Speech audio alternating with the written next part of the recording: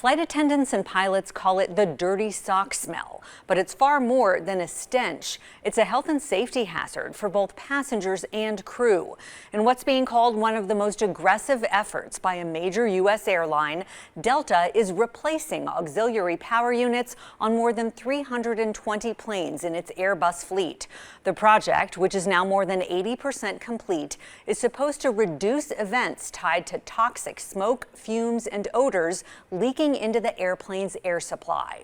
To better understand the issue at hand, here's my report from 2018 on the hidden hazard of cabin air contamination. But the smell kept getting intense where I started to get lightheaded and wanting to throw up. A flight attendant claims a fume event sent him to the emergency room last summer. We're covering his face and calling him Andrew because he's afraid he'll be fired for speaking out. For almost like 15 minutes, the smell just kept getting stronger and it didn't go away. That's when I felt extremely sick, lightheaded, and it was hard to breathe. Andrew wasn't the only one with a serious reaction. My other flight attendant next to me asked, is this that smell that everyone's been talking about? Everyone called it the dirty sock smell. According to industry insiders, the source of that foul stench comes from how airplanes are designed. The air in an airplane comes from bleed air. Fresh air goes into the jet engine and some bleeds off, mixes with recycled cabin air, and gets pumped back inside. When a gasket leaks, fumes from hydraulic fluids, oils, or de-icing agents can enter the system. The engine oils contain neurotoxic additives called... Judith Anderson is with the Association of Flight Attendants. The union represents nearly 50,000 employees at 20 different airlines. And also, engine oil fumes contain a very complex mixture of chemicals that can include carbon monoxide. She says the union is tracking thousands of cases involving several airlines. Symptoms of hypoxia, headache, dizziness, feeling faint, confusion, sometimes incapacitation, which is obviously an issue for flight safety and security. When Andrew's plane landed and the flight attendant's symptoms persisted, they were sent to the emergency room.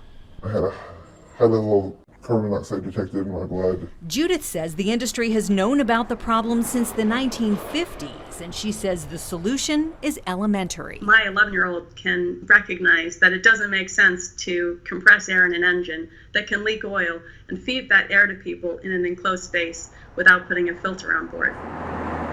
As simple as that sounds, the stink about dirty sock smell is wafting into the courtroom. In an ongoing lawsuit, a group of flight attendants is suing Boeing, claiming their health suffered from a fume event on an Alaska Airlines flight. We reached out to airplane manufacturer Boeing. They declined our request for an interview, instead sending a statement which says in part that while a number of advocacy groups claim bleed air could be a health risk, Boeing has not changed its position that cabin air is safe to breathe. Even so, Boeing's new Dreamliner 787 doesn't use bleed air at all. Instead, air is generated by compressors, but that's the only plane in the sky using that system. Flight attendant Andrew is now plagued by a nagging cough and has to use an inhaler, causing him to worry more about travelers like you.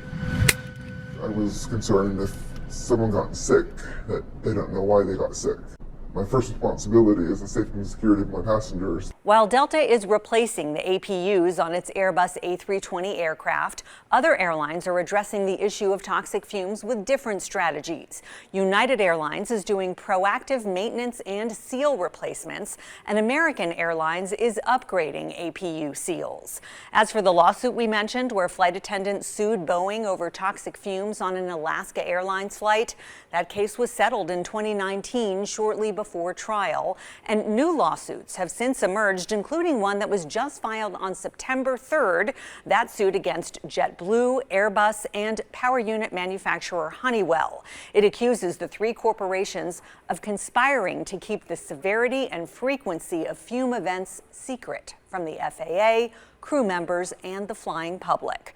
We're still awaiting a response to the lawsuit from all three companies, and we'll update this story online when we hear back.